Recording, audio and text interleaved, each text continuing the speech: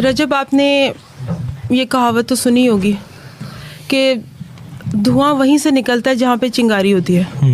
फातिमा खान के बारे में बात करते हैं।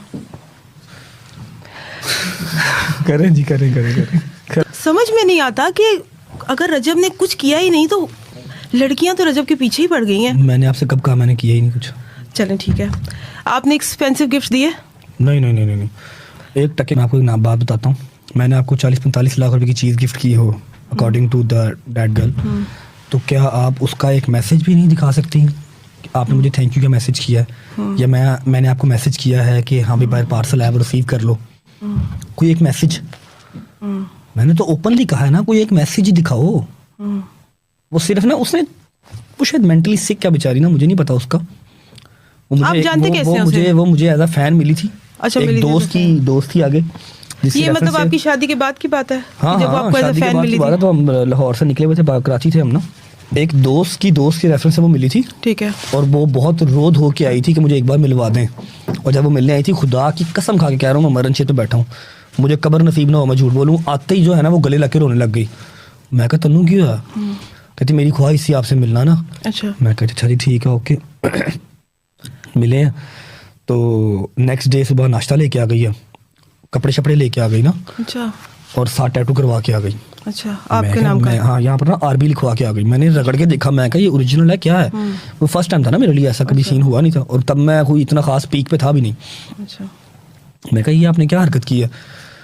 शी सेड आपको पता नहीं, मैं आपकी बहुत बड़ी फैन हूँ। हाँ, मैं आपकी बहुत बड़ी फैन हूँ। हाँ। रहूं थोड़ी देर? नहीं, क्यों? तो आप मिलने आ जाते मुझसे? मैं मिलने आया? आप मिलने आई थी? आप मुझे मिलने बुला लेते अपने पास? अगर मैं रो के कहूँ रजब मैं प्लीज मुझे मिलना है, मैं आपसे बहुत मोहब्बत करती हूँ, देखिए मैंने टैटू बनवाया। नहीं, टैटू आपने आके दिखाया। अच्छा। मैं आपको बता रहा हूँ कि एक दोस्त की रेफरेंस से वो आई थी, ठीक है।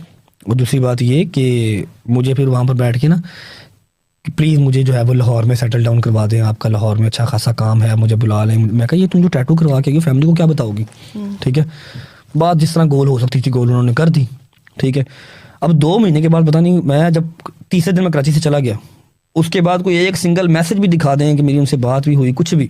मैं नहीं कहता कि जी ताली हमेशा 2 हाथ से बचती है, मैं नहीं कहता वही गलत है। मैं भी गलत हूँ कि मैंने उसको घर में घुसा लिया।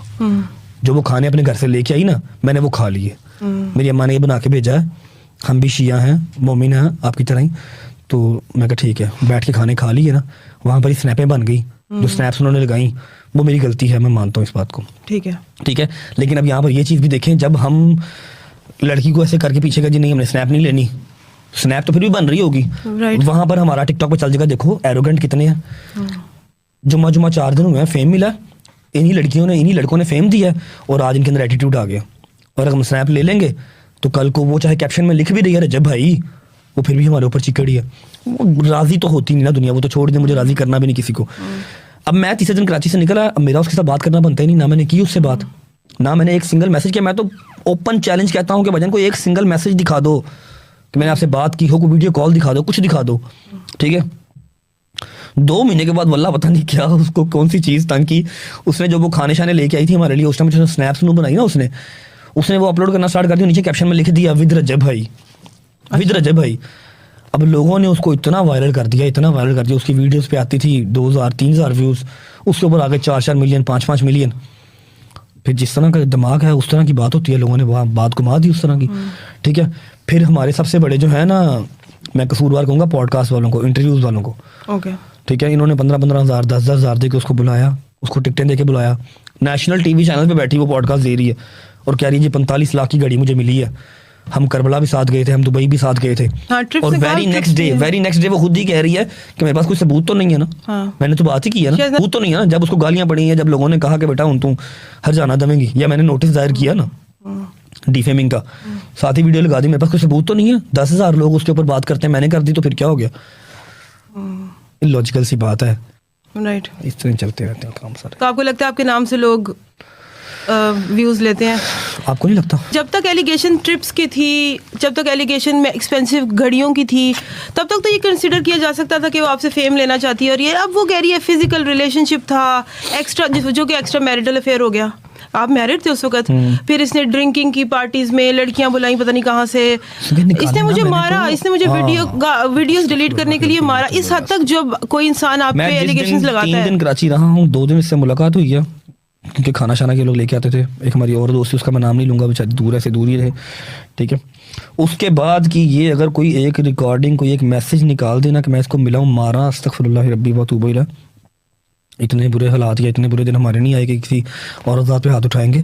मैं इसको मिला भी नहीं उसके बाद, पता नहीं किससे मार खा के आई है, किससे नहीं खा के आई, मेरे पे डाली जा रही, वो भी मार खा के आई, मेरे तो बिल पड़ी जा रही। टोटल मैं कहता हूँ कि शीशे की तरह झूठ। राइट। अगर इसमें कोई 1% सच हो ना तो निकाले, कोई मैसेज निकाले, किसी पॉडकास्ट से कौन सा कमी है इसकी, तो आगे पीछे पॉडकास्ट वाले फिर है ना, सबको पता है इसमें सिर्फ रजब की बात करनी है, तो बैठे कहीं पे दे सबूत दे, मैं खुद को गुनाहगार वहाँ पर साबित करूंगा, हाँ भी मैं गुनाहगार हूँ, इसका कोई सबूत दे, कोई बात करे।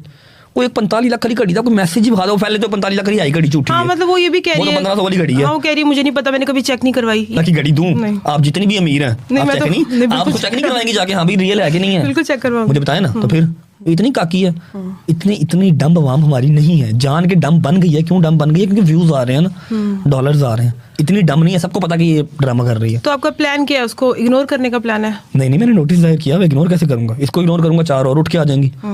यहाँ पर सबूत तो कोई मांग नहीं रहा, बस नाम मतलब, ले जाओ और काम चलाई जाओ। अगर वो ये कह रही है कि मुझसे माफी मांग ले रहा, जो भी वो है, मैंने तो कहा है कि जी मेरे सर के बाल से लेके पैर के नाखून तक, नाखून से मतलब कहीं से माफी मंगवा जाए तो मैं गुनाहगार हूँ। किस चीज़ की माफी?